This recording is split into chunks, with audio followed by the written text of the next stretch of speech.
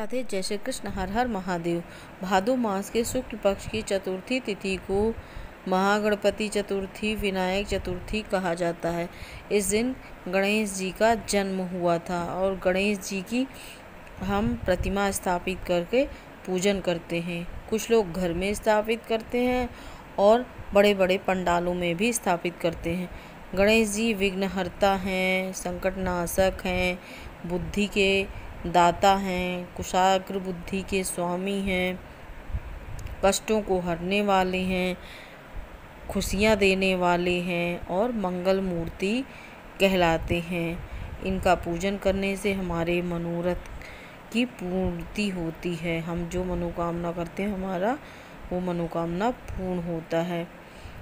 अब व्रत हम जो गणेश चतुर्थी का व्रत रखते हैं वो इस बार 18 सितंबर को रखेंगे और गणेश जी की जो स्थापना होगी वह 19 सितंबर को होगी।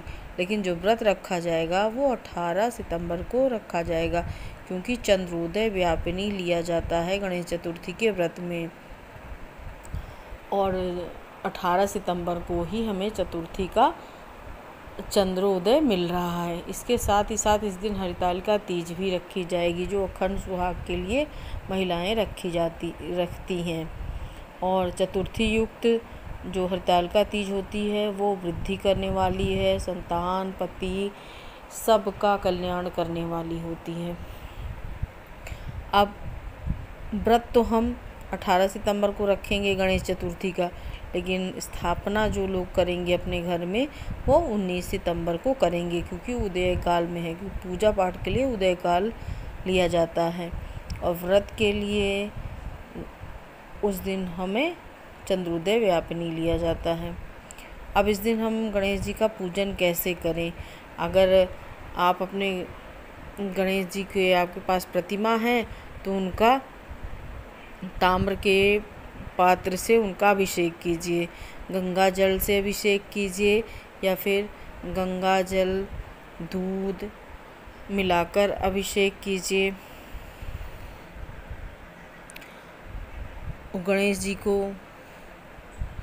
अगर आपको शनि, केतु या राहु की पीड़ा है तो जल में काले तिल डालकर भगवान का अभिषेक कीजिए। उसके बाद भगवान को सुंदर वस्त्र समर्पित कीजिए, पहनाइए। सिंदूर का तिलक बहुत प्रिय है, उन्हें सिंदूर का तिलक लगाइए, गीला अक्षत लगाइए, दूर्वा दल समर्पित कीजिए। लाल फूल बहुत पसंद है उन्हें, गुड़हल के, वो समर्पित कीजिए। साथ ही साथ उनके प्रिय मोदक, अपराजिता के फूल, मौसम के अनुसार फल जिसे ऋतु फल कहते हैं वो समर्पित कीजिए और धूप दीप से उनका पूजन कीजिए। शुद्ध घी का दिया जलाकर उनका पूजन कीजिए। यदि शनि, राहु, केतु की पीड़ा है तो तिल के बने मोदक भगवान को चढ़ाइए। और यदि ऋण से मुक्ति चाहते हैं तो बूंदी के लड्डू भगवान को चढ़ाइए। इसके साथ ही गणेश जी की प्रीति प्राप्त करने के लिए, कृपा प्राप्त करने के लिए 8 बालकों को लड्डू का भोजन कराइए, लड्डू उन्हें खिलाइए। साथ ही साथ यदि आपके बच्चे की पढ़ने में मन नहीं लगता तो बच्चों से दूर्वा दल गणेश जी को चढ़वाइए। और उनकी बुद्धि के विकास के लिए आप गणेश अथर्वशीर्ष का पाठ कीजिए। साथ ही साथ यदि उनका बुद्ध कमज़ोर है, सीखने की क्षमता बहुत कमज़ोर है उनकी, तो अपामार्ग के पत्ते चढ़वाइए उनसे। यदि आप उत्तम संतान प्राप्त करना चाहती हैं तो गणेश जी को हल्दी की माला चढ़ाइए और संतान गणपति स्तोत्र का पाठ कीजिए। यदि आपके ऊपर कर्जा बहुत ज़्यादा है, कर्जे से निवारण चाहते हैं तो ऋणहर्ता गणपति स्तोत्र का पाठ कीजिए या फिर ऋणहर्ता गणपति मंत्र का जाप कीजिए। बहुत ही सिद्धदायक होता है और 10 दिन आप गणेश जी का जाप करेंगे ना, आपको खुद ही महसूस होगा कितना आपका मनोरथ पूर्ण हुआ है। कितनी पॉजिटिव आपके अंदर एनर्जी आएगी।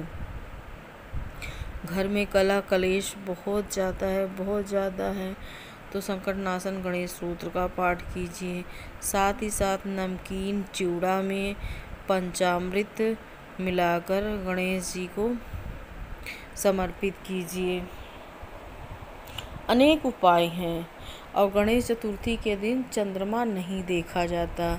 यदि भूलवश आपने चंद्रमा देख ही लिया है तो उस दिन स्यमंतक मणि वाली कथा सुनिए और उसका एक विशेष मंत्र होता है, आप या तो उसका जाप कीजिए या फिर स्यमंतक मणि की कथा सुनिए।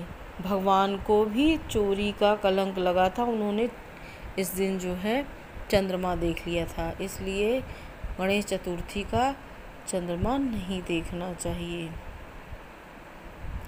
इस चतुर्थी के दिन कहीं कहीं दूसरे के छत पे पत्थर फेंकने की भी परंपरा है। कहने में तो ये हंसी की बात लगती है, लेकिन है।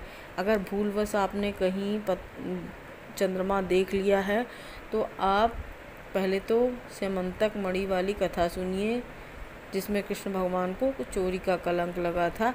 इसके अलावा कुछ ऐसा काम कीजिए कि किसी से आपका, जैसे किसी के घर पत्थर फेंक दीजिए, वो आपको थोड़े अपशब्द कहेंगे तो आप सुन लीजिए, जवाब नहीं दे दीजिए। ये बहुत पुरानी ट्रिक है, आज भी गांव में ये प्रथा चलाई जाती है। इस वाली चतुर्थी के दिन लोग एक दूसरे के घर पे पत्थर फेंकते हैं और एक दूसरे को अपशब्द कहते हैं, पर देखिए उसमें लड़ाई का कोई पर्पस नहीं होता। आप सुन लीजिए तो वर्ष भर जो कलंक लगना है ना, उस दोष का निवारण हो जाएगा। कहने में तो ये हंसी की बात लगती है या सीरियस भी हो जाती है, लेकिन कभी कभी ये असर करता है छोटा मोटा उपाय।